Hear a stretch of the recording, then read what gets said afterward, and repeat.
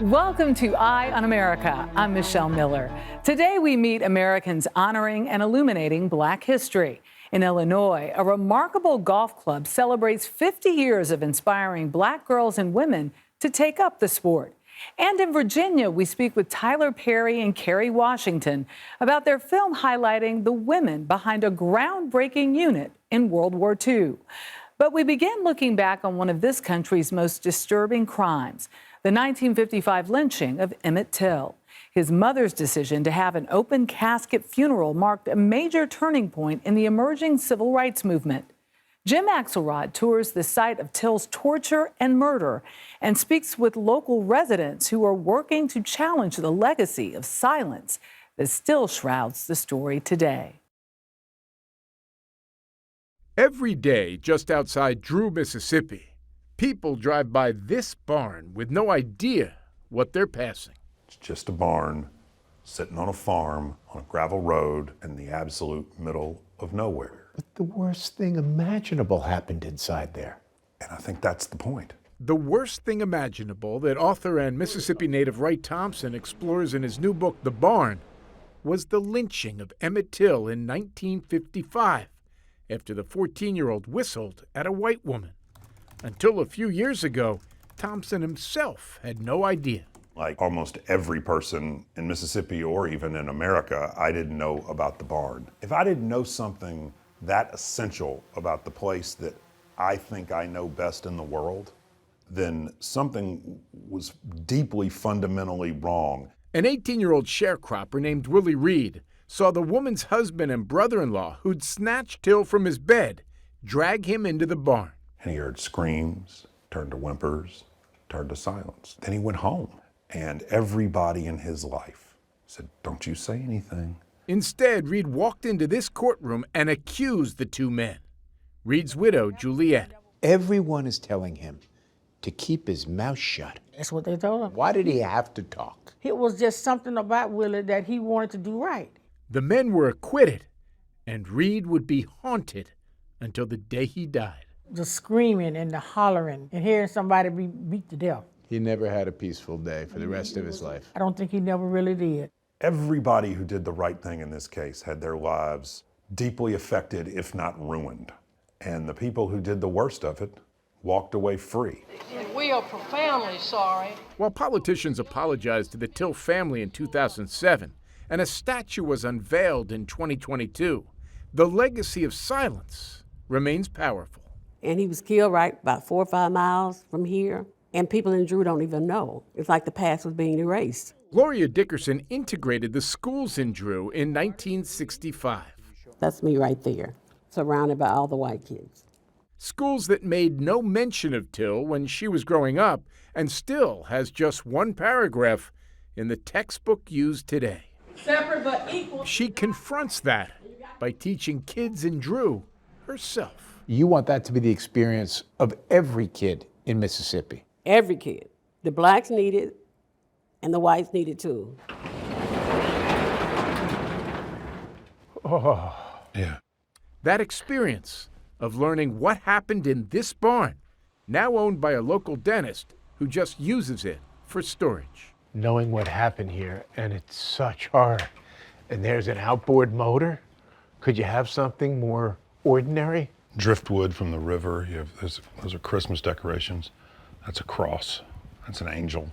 And that, says Wright Thompson, is why he's dug so deep. So if the erasure continues, no one can say, we didn't know. I got asked, why are we still talking about this? And my answer was, because we never started. The ordinary building so many see, concealing extraordinary evil no one knows. We turn now to another chapter in our history that has often been overlooked, the difficulty many Black Americans face tracing their lineage. But one family in Virginia has been able to find their roots back to the 1700s, and they put their story together into the oldest African-American family tree. Nicole Killian visits the Library of Congress, where the hand-painted tree honoring their ancestors is on display. At the Library of Congress, this sprawling family tree has roots that run deep. It's the largest family tree that we have in our collections, and it's the oldest African-American family tree. The Blackwell's kinfolk tree was created by Thelma Short Doswell, a genealogist who traced the Virginia family's lineage all the way back to its first African ancestors in the 1700s. It's really unique for African Americans because of slavery, for one. Slavery did exactly what it was supposed to.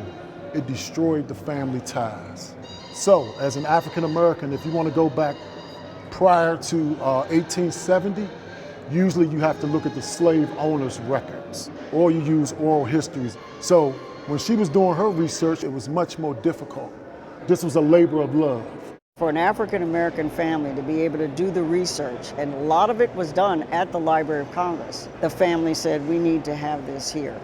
Nestled among treasures like Lincoln's Gettysburg Address and James Madison's Crystal Flute, the hand-painted tree features more than 1,500 names that stretch from top to trunk, including this gold leaf decorated for the late tennis great Arthur Ashe. I knew that if he was on there, I was probably on there. It wasn't until Mila Hill started working at the library this summer alongside genealogy specialist Ahmed Johnson that she made the connection. So my people. And discovered her great-great-grandmother, Mary Reese. You got choked up over this. Yeah, I did. My family is very important to me. So she brought some of them to see it. To be able to not just see it by myself, but see it within the context of the family that connects me to it is really exciting. And knowing that it's one thing to know your own family history, right? And to have that for yourself and for your family, but to have it made so beautifully and then be displayed in this way is really, really special. Those ancestors, I can only imagine the hardships that they had and what they lived through. For them to be recognized and honored on that tree is a blessing. And it's a wonderful tribute to their lives to be able to stand here before you today to talk about where we are. Part of a legacy that's still growing. Coming up, how President Jimmy Carter's push for diversity within government minted history. This is Eye on America.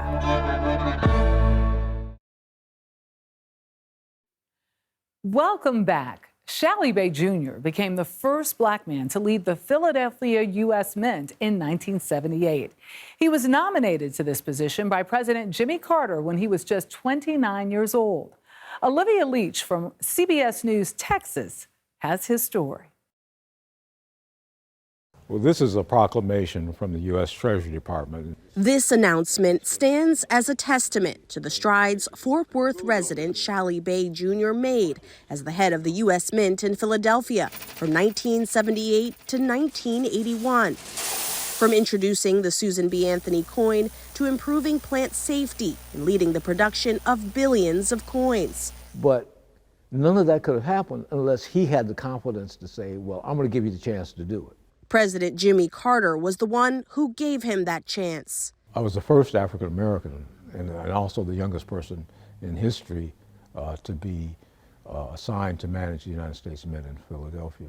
At just 29 years old, Shally Bay Jr. was nominated by President Carter to become the 16th superintendent of the United States Mint in Philadelphia.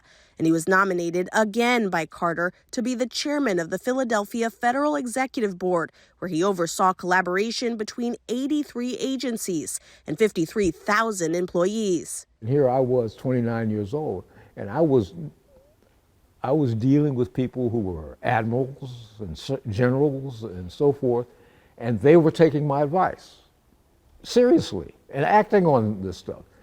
And that was a phenomenal experience. Bay recalls the kindness of President Carter and his team while attending an event at the White House with his wife. We had a child on the way, and they were just making very, very major efforts to make sure that she was going to be comfortable and do that, and just all kinds of attentiveness. That was the way that he was. He didn't have to do things like that, and his wife didn't have to do things like that. But that was the nature, that everybody was important to them. Throughout his presidency, Jimmy Carter prioritized diversity in the government. It's a legacy that's not lost on public servants like Bay. He was concerned about everyone having an opportunity. He was concerned about all kinds of people. And so it didn't matter many of the things that we allow to become differences between people and classes of people and groups of people, but he made an effort to keep everyone involved. We head now from Philadelphia to the Chicago suburbs. The Ebony Ladies Golf League formed at a public golf course in Riverdale, Illinois, back in 1974. For over 50 years now, the group has offered support and encouragement in a sport that has historically been inaccessible to many Black women. CBS Chicago's Jim Williams explores the club's continued impact on the course.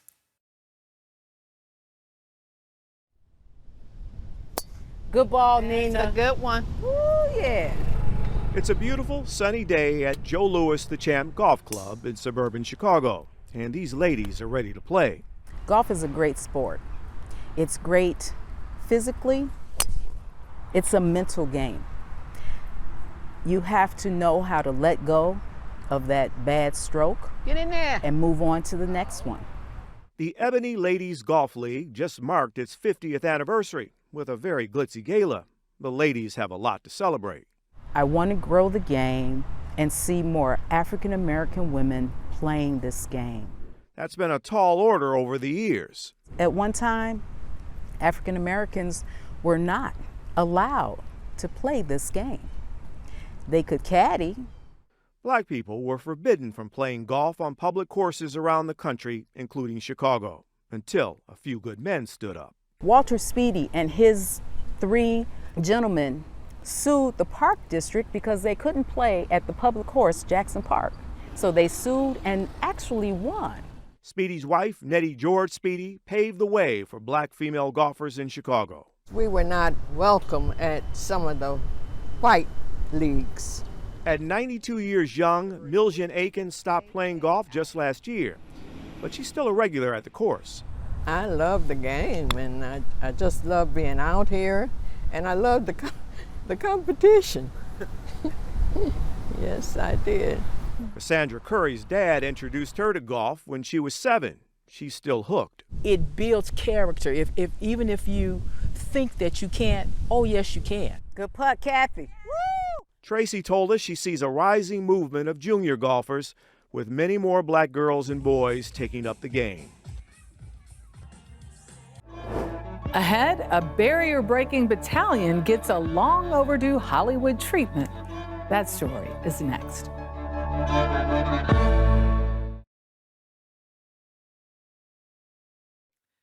We close our show spotlighting a little-known piece of U.S. military history. The 688 is the new film from writer-director Tyler Perry and star Kerry Washington. It tells the story of the only all-Black and all-female Army unit to serve in Europe during World War II. Gayle King spoke with the director and star about why it was important for them to showcase this incredible group. They did not send us because they thought we could do it. We are here because they are sure we cannot. The women of the 688 Central Postal Directory Battalion were sent to Europe during World War II to complete a nearly impossible mission: deliver a backlog of roughly 17 million pieces of mail to U.S. soldiers and their families back home. At one point in the movie, she says, "This isn't about mail, this is about giving people hope." Yeah. That's the thing that gave me goosebumps when I heard it, because to be honest, I hadn't thought about it this way. And This she is came giving up with people this. hope. She came up with this. If there's no mail, there's low morale. When there is no mail, there is low morale. Low morale. That was her. The her actor Kerry Washington is talking about is Major Charity Adams, the real-life commanding officer of the 688. Major Adams' unit was given 6 months to deliver the often mislabeled mail. They did it in 90 days. Why did you think that Kerry Washington was the one to play that particular role? Because she's loud. No. The first time that Tyler Perry met my mom, who, you know my mom, is very elegant, and gracious, stoic, he said, "You are so lovely. What happened to your child? She has no inside voice at all." So I thought, I knew she could command the room, but I also knew that as an actor, she hadn't had those opportunities to show all the range. So I thought, let's show the world that there's something so different here from you. I know they know Olivia Pope, I got it, but when we're done, they're gonna see no one but Charity Adams. From the time she literally comes into focus on the screen, you go, whoa, that's somebody we need to follow. You have to stand up straight. Posture is important. One of my favorite scenes, I got really choked up watching it, is when they landed. And the way they marched, and the pride in which they marched, and the way the people were looking at them. You called Debbie Allen for that scene. Company, ho! I did, because when I saw the historic footage. And this really happened, yes. Yeah, when I saw the historic footage, I was blown away that every arm swing, every shoe, from heel to toe was perfect. And I'm like, Tyler, you need a choreographer. You need a dancer who understands 1, 2, 3, 1, 2, 3. Did you say that to yourself, Tyler? I did. I talked to, no, I said something else. Did you talk to Tyler Perry? I said something else, but I can't say it on CBS. But so I called Debbie, and having her, she immediately got it. I got it. And left, right, left. She was the real Charity Adams behind the scenes. 1,000%. 1,000%. She walked around that bullhorn, and I said left. What are you doing? You're on the wrong foot. Practice staying at attention. No movement back there. I see you. You don't understand. I remember one time a girl put her salute up a little bit late, and Debbie said, "You are late. You are half hour late." I said, "We haven't even been here 10 minutes." We just got here 10 minutes. Debbie, what are you doing? Wow. Half hour late. She said it out loud in front of people. On the bullhorn. Debbie's old school training. She said, "Don't make me look bad." Yes. So I would get behind her and say, "You want fame?" That's right. You want fame? What fame costs. Right here's where you start paying. Before filming the movie, Tyler Perry says he spoke to 3 surviving members of the 688, including Lena King. I'm thinking, what do I expect? She's 99 years old. What is this woman going to be like? Is she going to remember anything? And she comes down the stairs. She's got her hair done, her makeup done. "Mr. Perry, I'm so pleased to meet you." And she sits across from me and she starts telling me the story. Just wanted to sit here talking to you. Yeah. 99 years old. 99. And it's 70 plus years later, and I asked her to take me back to that moment, and she said to me, well, there was a boy named Abram. And she got emotional 70 years later. 70 years later, talking about a friend of hers who went off to war and was killed almost early immediately. On, And she still was carrying the emotion from it. And I thought, here's the movie, here's the way in. I've got to tell it from her point of view. Are those the coordinates for where the soldiers are? Yes, but understand, you're not supposed to be looking this close. Tyler, I had never heard this story. I had never heard of these women. How is that possible that we don't know this story? That there were 855 black women and women of color who served in World War II and no one knew it. And went overseas to represent this country. Europe, But also, you have to understand, at that time when a lot of the women came back from war, there was still this taboo about being female soldiers. So a lot of them a lot of family members didn't even know that their grandparents or moms or had served in the 688. Yeah, honored to be here. When we sat down for our interview, Perry, Washington, and her co-star Ebony Obsidian were in Virginia visiting with service members at Joint Base Meyer Henderson Hall. We started our day volunteering with the USO, putting together packages for female soldiers all over the world. And it was so amazing to be working with hundreds of volunteers, stuffing these packages, having made a film about not being able to get packages to loved ones. Then you went to grave sites, Tyler. Yeah. You went to the cemetery to see what? I'd seen Arlington Cemetery many times on television. You know, you see the tomb of the unknown soldier and the president laying the wreath there. It was just a moment to stop and honor and lay a wreath for the 688 at the tomb of the unknown soldiers.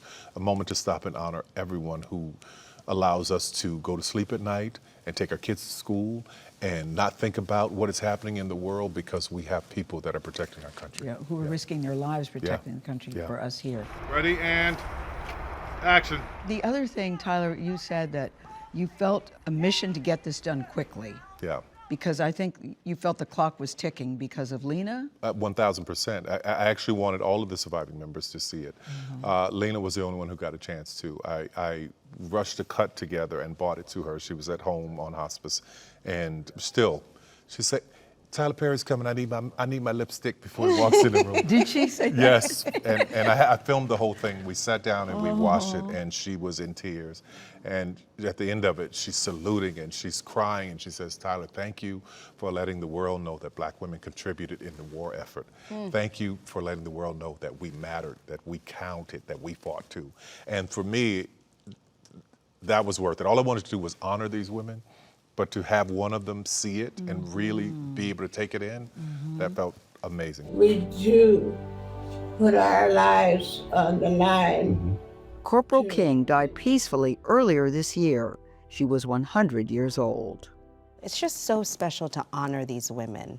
You see when people watch the film that anybody who's ever been underestimated or doubted in any way, this film resonates so deeply because it really is about exceeding expectations and being able to achieve against all odds and being able to stand up to people who don't believe in you to say, I believe in me and I believe in we.